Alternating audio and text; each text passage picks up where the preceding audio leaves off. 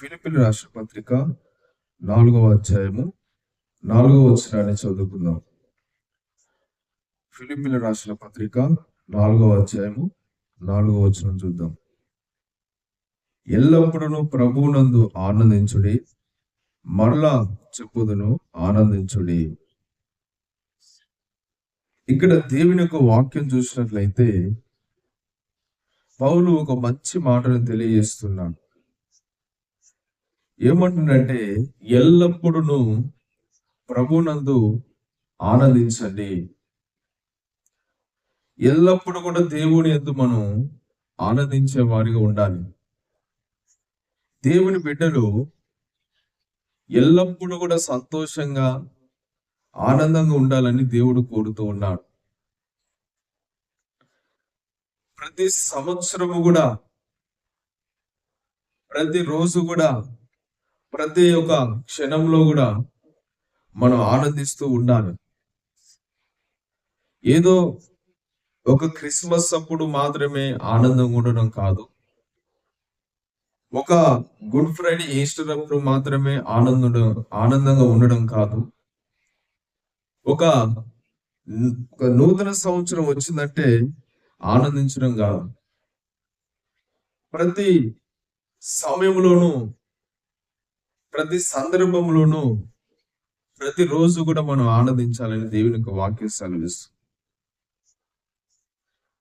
ఎల్లప్పుడూ ఆనందించాలి. అది ఏ సమయంలోనైనా కూడా మనం ఆనందించే వారు ఉండాలి. ప్రభు ఇక్కడ ఏముంది? ప్రభువునందు, దేవుని యందు ఉండి మనం ఆనందించాలి. ఏ విషయంలోనైనా నిజమైన క్రైస్తవులకు ఎప్పుడు కూడా ఆనందం ఉంటది, ఎప్పుడు కూడా సంతోషం ఉంటది. దేవుని యందు ఆనందిస్తూ ఉంటారు వాళ్ళు. ఒక సంవత్సరానికో, ఒక 6 నెలలకో, ఒక 3 నెలలకో, ఒక నెలకో వాళ్ళు సంతోషంగా ఉండరు. వాళ్ళకి ప్రతిరోజు కూడా పండగ ఉంటది. ప్రతిరోజు కూడా సంతోషంగా, ఆనందంగా దేవుని యందు ఉంటారు వాళ్ళు. వాళ్ళకు ఏమున్నా, ఏమి లేకపోయినా, ఎవరున్నా, ఎవరు లేకపోయినా, ఏది ఏమైనా కూడా వాళ్ళు ఎల్లప్పుడూ కూడా దేవుని బట్టి ఆనందిస్తూ ఉంటారు. కష్టాలు వచ్చినప్పుడు కానీ, బాధలు వచ్చినప్పుడు కానీ, శ్రమలు కలిగినప్పుడు కానీ దేవుని బట్టి ఆనందిస్తారు. అలాగనే సంతోషములో, ఆనందంలో కూడా దేవుని బట్టి ఆనందిస్తారు. ఏ విషయమైనా సరే, ప్రతి విషయంలో కూడా, ఎలాంటి సందర్భమైనా, ఎలాంటి పరిస్థితుల్లోనైనా, ఎప్పుడైనా కూడా వాళ్ళు ఏం చేస్తారంటే, నిజమైన క్రైస్తవులు ఆనందిస్తూ ఉంటారు. వాళ్ళ హృదయంలో గొప్ప ఆనందం కలుగుతుంది.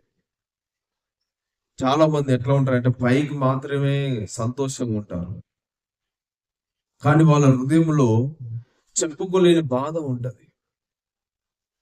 మనుషులు ఈ రోజులలో అలా ఉన్నారు. నిజమైన ఆనందం లేదు వారికి.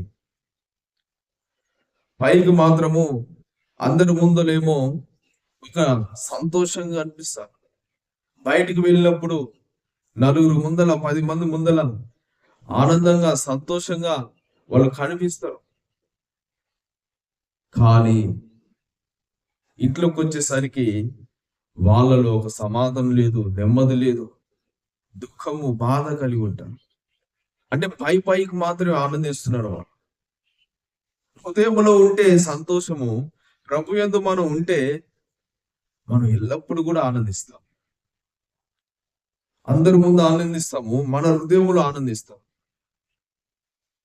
అందుకని దేవుని యందు ఎవరైతే ఉంటారో వారు ఎల్లప్పుడూ కూడా ఆనందంతో, సంతోషంతో ఉంటారు. అది దేవుని చిత్తము. దేవుని ప్రజలు ఆనందంగా ఉండాలని దేవుడు కోరుకుంటాడు, కానీ వాళ్ళు ఏడవాలని దేవుడు కోరడు. ఎందుకంటే దేవుడు ప్రేమమయుడు. ఆయన ప్రజలు ఎప్పుడు కూడా ఆనందంగా ఉండాలి, సంతోషంగా ఉండాలి, సమాధానంగా ఉండాలి. ఇది ఆయన కోరుకునే లక్షణం. అందుకని ఈరోజు మనం ఏ స్థితిలోనైనా, ఏ సమయంలోనైనా, ఎప్పుడైనా, ప్రతిరోజు కూడా ఆనందిస్తున్నారు. ఒక సంవత్సరానికి ఒకసారి కాదు. నామకార్థ క్రైస్తవులు సంవత్సరానికి ఒకసారి ఆనందిస్తారు. పండుగ చేసుకోవద్దని చెప్తలే, కానీ ఒక్కరోజు కాదు, ప్రతిరోజు ప్రభు నందు ఉంటే ప్రతిరోజు నీకు పండుగే. యేసుక్రీస్తు యందు ఉంటే ప్రతిరోజు కూడా ఆనందిస్తూ ఉంటాం. అదే నిజమైన పండుగ అంటే. ప్రతిరోజు ఎల్లప్పుడు ఆనందించడమే అదొక పండుగ. సంవత్సరానికి ఒకసారి ఆనందించడం పండుగ కాదు, దేవుని చిత్తం కాదు అది. అందుకని ఇక్కడ బైబిల్ చెప్తుంది, ఎల్లప్పుడూ కూడా ప్రభు వచ్చేంత వరకు నీ జీవితకాలం అంతా కూడా ఆనందిస్తూ ఉండాలి దేవుని యందు. ఇక్కడ చూడండి, దేవుడు ఇక్కడ చెప్తున్నాడు, దేవుని యందు మనం ఆనందిస్తున్నప్పుడు మనకు కలిగే ఇంకా గొప్ప కార్యాలు ఏంటో మనం చూద్దాం. చూడండి, నెహెమ్యా గ్రంథము 8వ అధ్యాయము 10వ వచనం చదువుకుందాం. నెహెమ్యా గ్రంథము 8వ అధ్యాయం 10వ వచనం చూస్తే, మరియు అతడు వారితో ఇట్లా నేను, పదండి, క్రొవ్విన మాంసం భక్షించుడి, మధురమైన దాన్ని పానం చేయని, ఇదివరకు తమ కొరకు ఏమీ సిద్ధము చేసుకుని వారికి వంతులు పంపించుడి. ఏలనగా ఈ దినము మన ప్రభువునకు ప్రతిష్ఠితమాయను. మీరు దుఃఖపడకుడి, యెహోవా యందు ఆనందించుట వలన మీరు బలం పొందుతారు. ఇక్కడ చూడండి, లాస్ట్ మాట ఏముంది? యెహోవా యందు, ఎవరి యందు?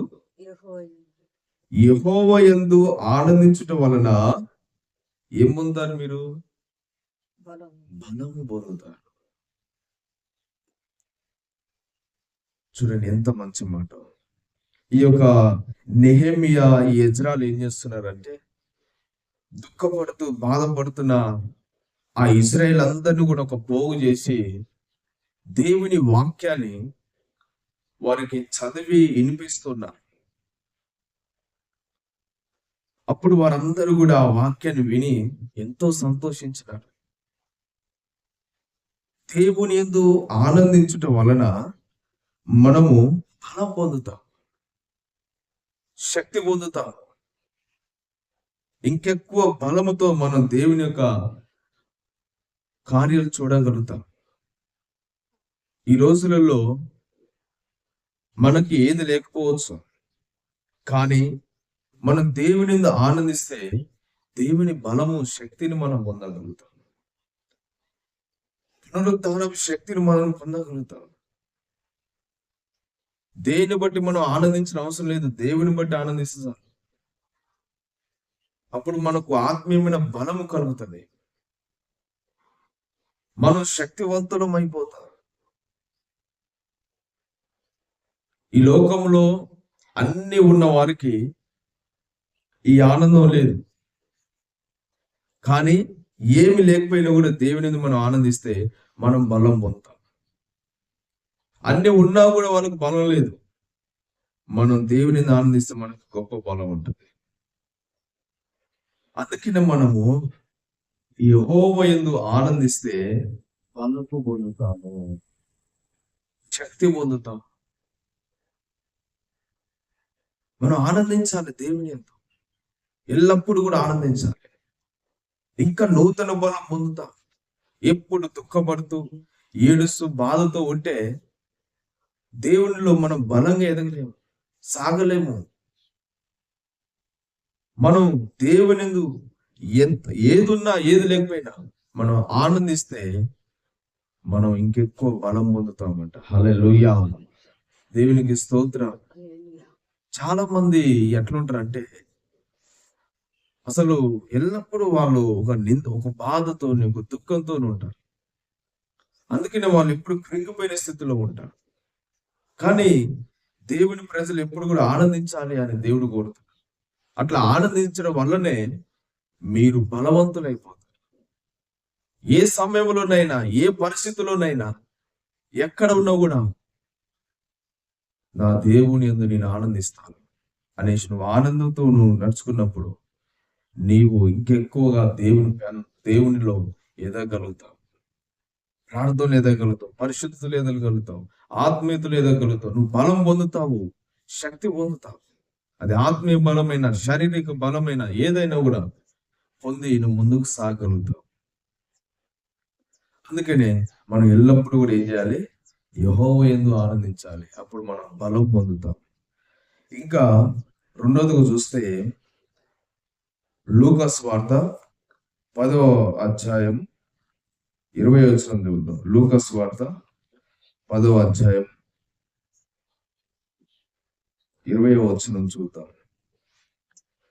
అయినను దయ్యములు మీకు లోబరుచునవని సంతోషింపక మీ పేరులు పరలోకమందు రాయబడినవని సంతోషించని వార్తలు చెబుతాం.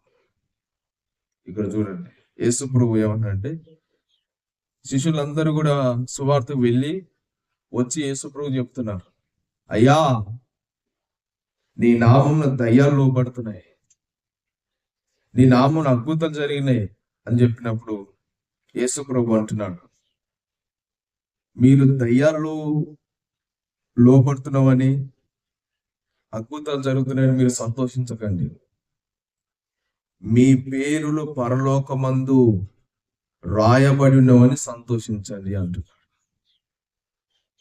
మన పేరులు పరలోకంలో రాయబడడం ముఖ్యం.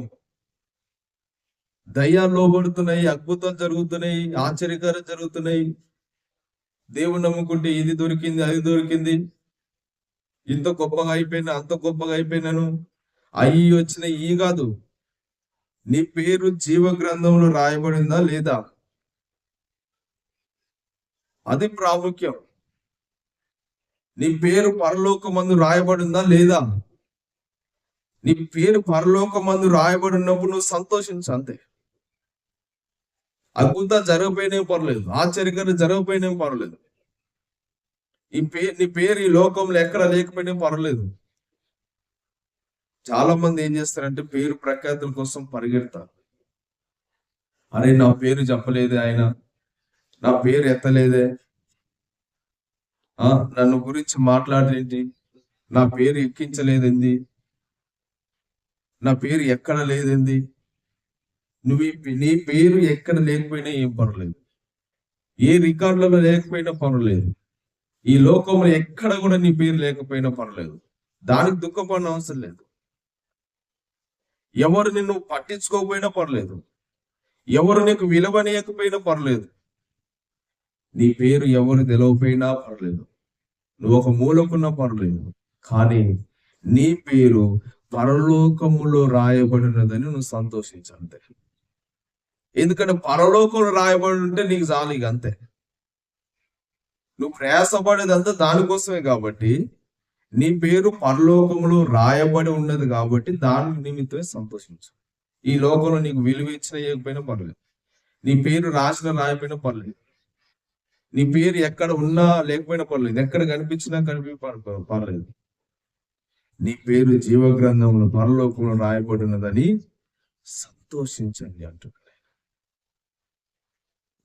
మన పేరు సంతోషించాలి, పరలోకం రాయబడ్డాయి కాబట్టి. ఇప్పుడు నీ పేరు పరలోకం రాయబడినదా, అది జ్ఞాపకం చేసుకోవాలి. మోషే అంటాడు ఒకసారి, దేవుడు ఇసికిపోతాడు, ఈ ఇజ్రాయెల్ ప్రజలు నా అద్భుతాలు చూసి ఇంకా నన్ను శోధిస్తూ సనుగుతూ గునుగుతున్నారు, మోషే వీళ్ళని హతమార్చేస్తా, నువ్వు పక్క జరుగు అన్నప్పుడు దేవుడు అంటాడు, అయ్యా వీరి పాపాలు క్షమించిన ఆయన, అవసరం అయితే నా పేరైనా జీవ గ్రంథం నుంచి తీసేయి కానీ వీళ్ళ పేర్లు తీసేయకు, వీళ్ళని క్షమించిన ఆయన అంటూ. అంటే చూడండి, జీవ గ్రంథము మన పేరు అనేది రాయబడి ఉండాలి. ఈ లోకంలో ఎంతో మంది ధనవంతులు ఉన్నారు, వాళ్ళ పేర్లు ఈ లోకంలో మారుమ్రోగిపోతున్నాయి, పేరు ప్రఖ్యాతుల కోసం పరిగెడుతున్నారు. పొగడుతులు కావాలి, హెచ్చించులు కావాలి, ఘనతలు కావాలి, పేరు ప్రఖ్యాతులు కావాలి, దీనికోసం పరిగెడుతున్నారు దేవుని ప్రజలు కూడా ఈ లోకస్తుల వలె. కానీ వాళ్ళ పేర్లు జీవ గ్రంథంలో రాయబడినవా లేవని అది చూసుకోరు. ఈ లోకస్తుల వలె ఒక పేరు నాది ఏంటంటే మ్రారుమోగిపోవాలి, గొప్పగా కనిపించాలి, మ్రోగిపోవాలి నా పేరు అని ఈ లోకంలో ఉన్న వాటిపైన మనసు పెడుతున్నారు. మీరు దాన్ని బట్టి మీరు ఆనందించకండి. పేర్లు మీ లోకంలో రాయబడుతున్నాయని ఆనందించకండి. వేస్ట్ ఇది. పరలోకంలో రాయబడినా లేవా దాని గురించి మీరు ఆలోచించండి. దయ్యాలు వెళ్ళిపోతున్నాయని, రోగాలు బాగవుతున్నాయని, అద్భుతం జరుగుతున్నాయని మీరు సంతోషించకండి. ఇవేవి మిమ్మల్ని పరలోకం తీసుకెళ్ళలేవు. ప్రభు యందు ఆనందించడం వల్ల మీ పేర్లు పరలోకం రాయబడి ఉంటాయి. మీ పేర్లు పరలోకంలో రాయబడినవని సంతోషించమంటున్నాడు. హల్లెలూయా. ఈరోజు మన పేర్లు పరలోకంలో రాయబడి ఉన్నాయి కాబట్టి మనం ఏం చేయాలి? సంతోషించాలి. అది రాయబడి ఉంటది కాబట్టి మనం సంతోషించాలి అంతే. ఇంకా ఆయన ఏమంటున్నాడు? కీర్తన గ్రంథం 37వ అధ్యాయము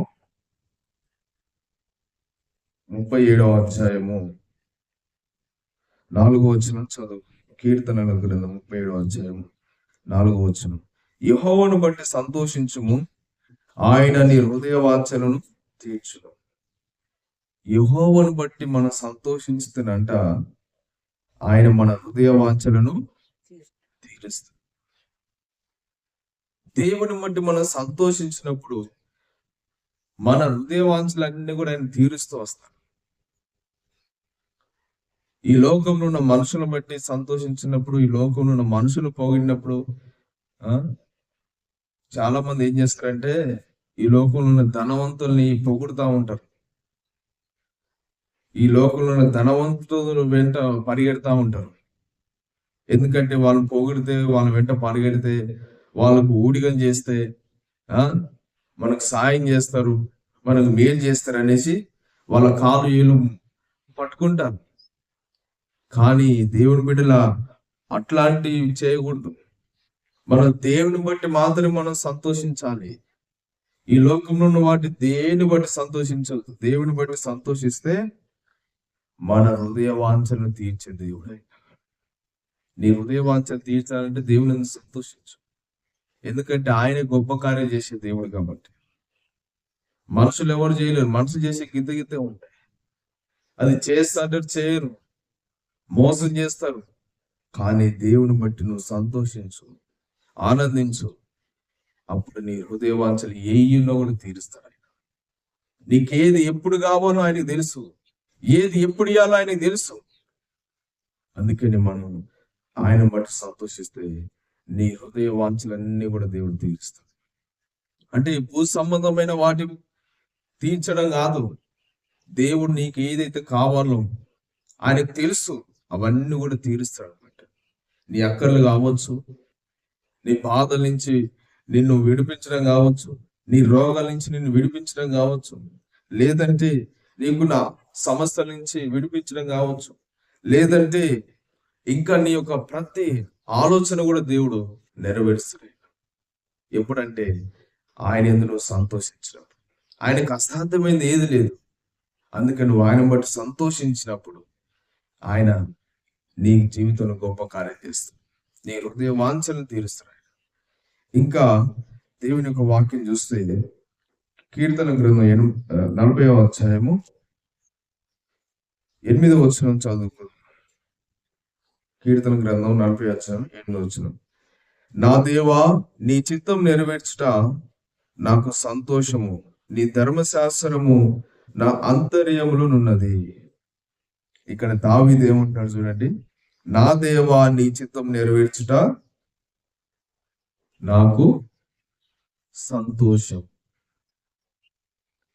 దేవుని చిత్తం నెరవేర్చడానికి మనం ఏం చేయాలి? సంతోషించాలి. చాలా మంది ఎంతసేపు వాళ్ళ ఇష్టానుసారంగా జీవిస్తారు, వాళ్ళకి ఇష్టం వచ్చినట్టు నడుచుకుంటారు. దేవుని చిత్తం నెరవేర్చినప్పుడు దేవుడు మన జీవితంలో గొప్ప కార్యం చేస్తాడు. నిజమైన క్రైస్తవులు ఎప్పుడు కూడా దేవుని చిత్తం నెరవేరుస్తారు. ఆయన చెప్పేటట్టుగా నడుచుకుంటారు, ఆయన మార్గంలో నడుచుకుంటారు, ఆయనను మహిమపరుస్తారు, ఆయన కొనియాడి, ఆయన స్తుతించి, ఆయన చెప్పినట్టుగా నడుస్తారు. ఆయన వద్దనేది చేయరు, ఆయన చేయమనే చేస్తారు. ఆయనకు మహిమ వచ్చే పనులు చేస్తారు, ఆయనకి ఇష్టానుసారంగా జీవిస్తారు. అది చేయడమే వాళ్ళకు సంతోషం అన్నమాట. చాలా మంది మంచి లక్షణం అది. దేవుని సంతోషపెట్టే వాళ్ళు కావాలి. దేవుని చిత్తం నెరవేర్చడమే మనకు సంతోషంగా ఉండాలి. అందుకని కీర్తనకారుడు దావీదు, నా దేవా నీ చిత్తం నెరవేర్చుట నాకు సంతోషం. నా చిత్తం నీ నెరవేర్చుకుంటే నాకు సంతోషం. చాలా మంది ఎట్లా ఉన్నారంటే వాళ్ళకి ఇష్టం వచ్చిన వాళ్ళు జీవిస్తే వాళ్ళకి సంతోషం. అందుకనే వాళ్ళు భ్రష్టులైపోతున్నారు, లోకానుసరంగా మార్చబడుతున్నారు. మనం దేవుని చిత్తం నెరవేర్చితే అది నిజమైన సంతోషం. అది నిజమైన క్రైస్తవులు ఎప్పుడు కూడా అదే చేస్తారు. దేవుని చిత్తం నెరవేర్చడమే వాళ్ళకు గొప్ప సంతోషం. దేవుని రాజ్యం కట్టబడుతుందన్న, దేవుడు మహింపరచబడుతున్నాడన్న, అనేక ఆత్మలు రక్షించబడుతున్నాయన్న, దేవుని మార్గం నడుస్తున్నారు యథార్థవంతులు నీతిమంతులు అన్నా కూడా వాళ్ళకు దేవునికి మహిమ జరుగుతుంది, దేవుని పని జరుగుతుందని వాళ్ళు సంతోషిస్తారు. దేవుని చిత్తం చెప్పినట్టుగా దేవుడు చెప్పిన అది చేస్తారు. దాంట్లో వారికి సంతోషం ఉంటుంది, దాన్ని బట్టి సంతోషిస్తారు. కానీ ఈ లోకంలో వ్యర్థమైన వాటిని బట్టి వాళ్ళు సంతోషించారు. అందుకని ఈరోజు మనము దేవుని చిత్తం నెరవేర్చటకు మనం సంతోషించాలి, కష్టంగా భావించకూడదు, సంతోషించాలి, మన ఇష్టం వచ్చినట్టు జీవించదు. అందుకని యేసు ప్రభువు ఏమంటాడు, తండ్రి చిత్తం నెరవేర్చుటే నాకు నిజమైన ఆహారం అంటాడు. ఎంత మంచి మాట. శిష్యులు వచ్చేమో, అయ్యా మరి నీకు ఆహారం ఎక్కడి నుంచి తేవాలి అని అన్నప్పుడు ఆయన అంటాడు, నా ఆహారం వేరే ఉంది అంటాడు. అంటే ఈయనకి ఎవరైనా తెస్తారేమో అనుకున్నాడు ఆయన, వేరే వాళ్ళు అనుకుంటున్నారు. కానీ ఆయన ఏం చెప్తున్నాడు, తండ్రి చిత్తం నెరవేర్చుటే నాకు నిజమైన ఆహారం అంటాడు. ఆయన చిత్తం చేయటే నాకు నిజమైన ఆహారం, ఆయన చెప్పిన చేయటే నాకు నిజమైన ఆహారం. ఆయన ఎందుకైతే నన్ను ఈ లోకాన్ని పంపినాడో అది చేయడమే అది నాకు సంతోషం. ఈ లోకానికి ఎందుకైతే నన్ను ఆయన పంపించినాడో తండ్రి, ఆ పని సంపూర్ణంగా నెరవేర్చే నాకు సంతోషం, దాంట్లో నాకు సంతోషం. ఈ లోకంలో తిరగాలని, తినాలని, చేయాలని రాలే. ఆఖరి క్షణం వరకు సమాప్తమైంది అంటాడు ఆయన, అంతే. అంటే దేవుడిచ్చిన పనిని, దేవుడు చెప్పిన పనిని సంపూర్ణంగా నెరవేర్చినాడు. అందుకనే సంతోషం, అందుకని దేవునికి ఇష్టడుగా మారినాడు ఆయన. అందుకని అంత గొప్పగా దేవుని మహింపరిచినాడు. కాబట్టి దేవుడు కూడా ఆయన మహింపరిచినాడు యేసు. ఈరోజు మనం కూడా ఆ విధంగా దేవుని చిత్తం నెరవేర్చడానికి మనం సంతోషించాలి. దేవుని చిత్తం చేయడానికి మనం పరిగెత్తాలి, సంతోషించాలి దేవుని కార్యం చేయడానికి. అప్పుడు దేవుడు మనల్ని కూడా బట్టి సంతోషిస్తాడు. ఇంకా మనం చూస్తే ఆ అపోస్తలుల కార్యముల గ్రంథము 5వ అధ్యాయము 41వ వచనం చదువుతాం. అపోస్తలుల కార్యముల గ్రంథం 5వ అధ్యాయము 41వ వచనం.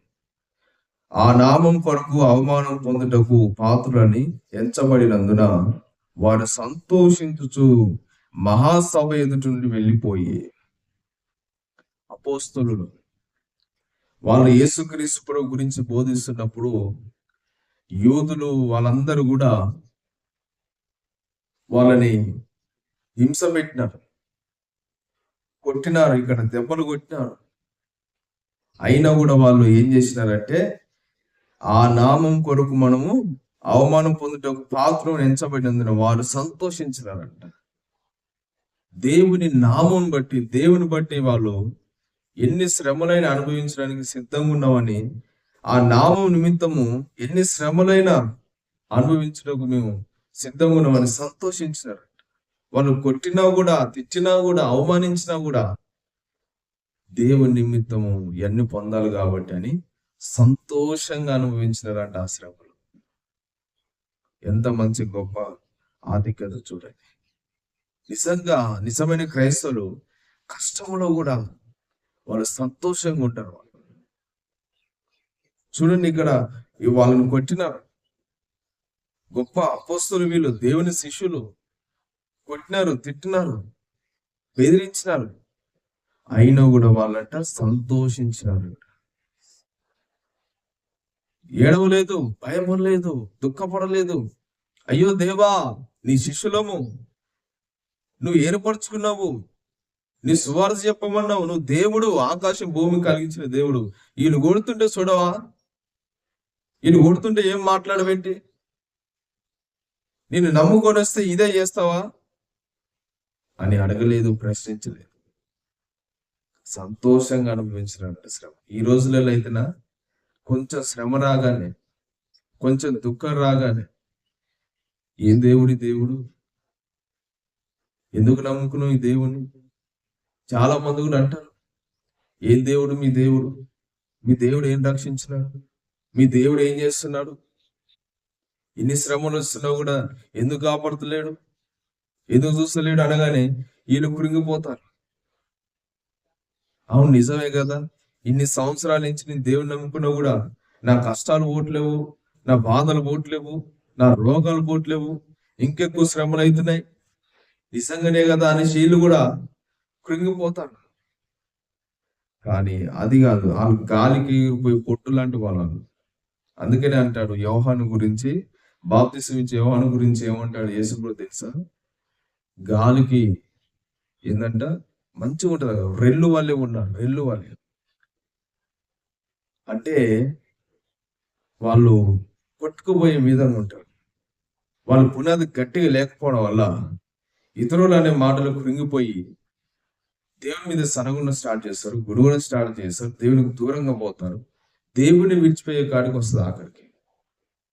కానీ నిజమైన విశ్వాసులు, దేవుని రుచి చూసిన వాళ్ళు, దేవుని భయభక్తులు గల వారు, దేవుడు సత్యవంతుడు, ఆయన ఉన్నవాడు అనువాడు, ఎప్పుడు కూడా విడిచిపోడు, దేవుడు నమ్మదగిన వాడని ఎవరైతే నమ్ముతారో ఎన్ని కష్టాలు వచ్చినా కూడా వాళ్ళు నిలబడి జయిస్తారు. వాళ్ళు ఇలాంటి భయపడరు. అట్లా భయపడ్డలు అయితే అసలు ఈ సువార్త ఇప్పటిదాకా మన దాకా వచ్చేది కాదు, అక్కడే మోయబడేది యెరూషలేములో. కానీ ఎవ్వరేమైనా భయపడలేదు, చావడానికి కూడా తెగించినారు కానీ దేవుని సువార్త ఆపలేదు. ఎందుకంటే ఈ లోకంలో ఉన్న శ్రమలు కొద్ది రోజులే, కానీ పరలోకంలో మాకు సింహాసనం మీద దేవుడు జీవకిరీటాన్ని పెడతాడు. ఆ దానికోసం వాళ్ళు పరిగెత్తినారు. ఎన్ని కష్టాలు వచ్చినా నిజమైన క్రైస్తవులు ఆ విధంగా ఉండాలి. ఈ లోకంలో వచ్చే కొన్ని శ్రమలకు, కొన్ని బాధలకు, కొన్ని అవమానాలకు, కొన్ని కష్టాలకి దుఃఖపడొద్దు, బాధపడొద్దు, దేవుని మీద సనగొద్దు, ఎవరు ఏమన్నారు కానీ కృంగిపోవద్దు. ఇక్కడ అపోస్తులు మాత్రం ఆ విధంగా చేయలేదు. వాళ్ళు యూదులు పరిసరి ఎంత కొట్టినా, తిట్టినా, బెదిరించినా వాళ్ళు మాత్రం ఇంకా చూడండి 42 వచనం ఉంది, ప్రతి దినము దేవాలయంలోను ఇంటింటను మానకు బోధించు యేసే క్రీస్తు అని ప్రకటించుండిరి. వాళ్ళేం కొట్టి తిట్టి పంపించి బెదిరించేసినారు. ఇక మళ్ళా యేసే క్రీస్తు అన్నారు అనుకో చంపేస్తాం మిమ్మల్ని అని బెదిరించినా కూడా వాళ్ళంటే ఏం చేస్తున్నారు, ప్రతిరోజు దేవాలయంలోనంట ఏం చేస్తున్నారు, ఇంటింటను మానక బోధించుతున్నారంట, యేసే క్రీస్తుని ప్రకటిస్తున్నారంట. ఎంత విశ్వాసం చూడండి. నిజంగా పరిశుద్ధాత్మ ఉన్నవాళ్ళు, దేవుని శక్తి తెలుసుకున్న వాళ్ళు, దేవుడు ఎంత గొప్పవాడు ఎరుగున్న వాళ్ళు ఈ విధంగానే ఉంటారు.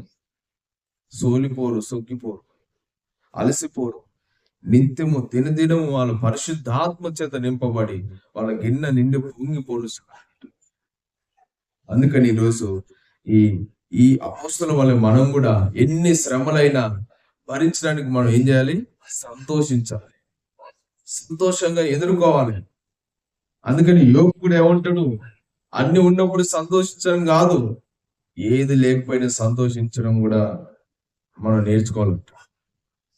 అందుకనే మనం ఈరోజు ఎన్ని కష్టాలు వచ్చినా సంతోషించాలి, ఎంత సంతోషం ఉన్నా దేవుని సంతోషించాలి. అది నిజమైన క్రైస్తవం అంటే. ఇంకా కీర్తన గ్రంథము 16వ అధ్యాయము 11వ వచనం చదువు. కీర్తన గ్రంథం 16వ అధ్యాయము 11వ వచనం చదువుతాం. నీ సన్నిధిని సంపూర్ణ సంతోషం కలదు, నీ కుడి చేతిలో నిత్యము సుఖములు కలవు. దేవుని సన్నిధిలో సంపూర్ణ సంతోషం ఉంది. ఈ లోకంలో ఎక్కడ వినలేదు. దేవుని సన్నిధిలో ఉన్నది, పరలోకంలో ఉన్నది. ఈ లోకంలోనైనా కొద్ది రోజులు కొంత సంతోషం ఉంటుంది, కొన్ని కొన్ని పనులు బట్టి. కానీ పరలోకములు మాత్రము నిత్యము సంతోషం. దేవుని సన్నిధిలోకి వచ్చినప్పుడు సంతోషం ఉంటుంది. అందుకనే బైబిల్లో ఒక మాట ఉంది, దేవుని సన్నిధిలోనంటే ఒక్క దినం గడిపితే 1000 దినాల కంటే శ్రేష్టం అంట. అంటే 3 సంవత్సరాలతో సమానం. చూడండి ఎంత గొప్ప అద్భుతం. దేవుని సన్నిధిలో మనం గడిపినప్పుడు సంపూర్ణమైన దేవుడు సంతోషం ఇస్తాడు. ఈ లోకములు ఎక్కడ కూడా లేదు ఈ సంతోషం. ఈ లోకంలో ఎక్కడ పోయినా నీకు దొరకదు. దేవుని మందిరములో, దేవుని పాదాల దగ్గర, దేవుని సన్నిధిలో ఆ సంతోషం దొరుకుతుంది మనకి.